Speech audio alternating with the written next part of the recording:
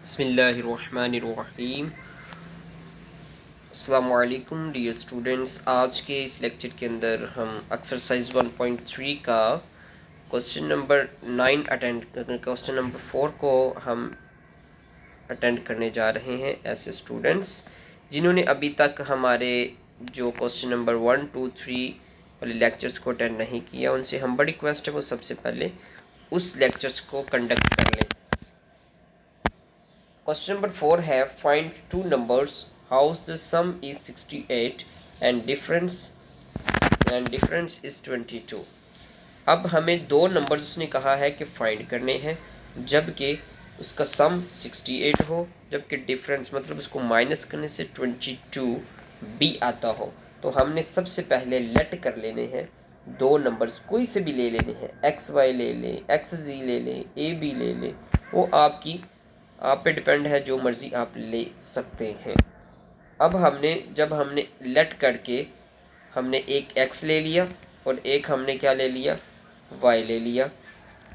लेने के बाद हमने फिर कंडीशन के मुताबिक 68 को सम, जबकि डिफरेंस में 22, x plus y is equal to 68, जबकि हमारे पास जो होगा x minus y is equal to 22 कर देते। ये हमने गिवन कंडीशन के मुताबिक, जो क्वेश्चन के अंदर कंडीशन दी थी उसके मुताबिक सोल्व आउट करने की कोशिश की। अब दोनों जो हमारे पास आई हैं इक्वेशंस, एक हमारे पास इक्वेशन है x plus is equal to 68 और एक है हमारे पास x minus y is equal to 22। इन दोनों को हमने क्या कर देना है, ऐड अप कर देना है, दोनों को ऐड कर देना है। ऐड करने से हमारी जो y है, y एक प्लस का है जबकि a क्या है, माइनस का। ये आपस में हो जाएंगे कट डाउन।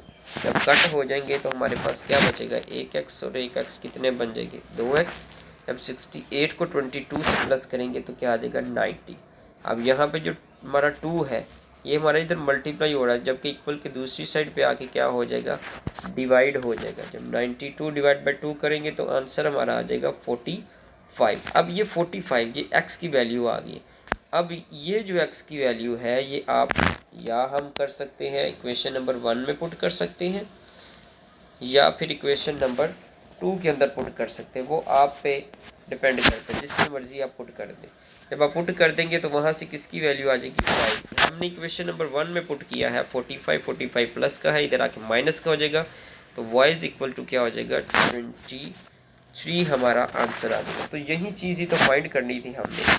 एक हमारे पास x की वैल्यू आ गई, वो हमारी कितनी थी, 45, जबकि एक आ गई y की वैल्यू जो थी 23। यही दो फाइंड करनी थी हमने वैल्यूज़ x और y की, या टू नंबर्स की हमने वैल्यू फाइंड करनी थी।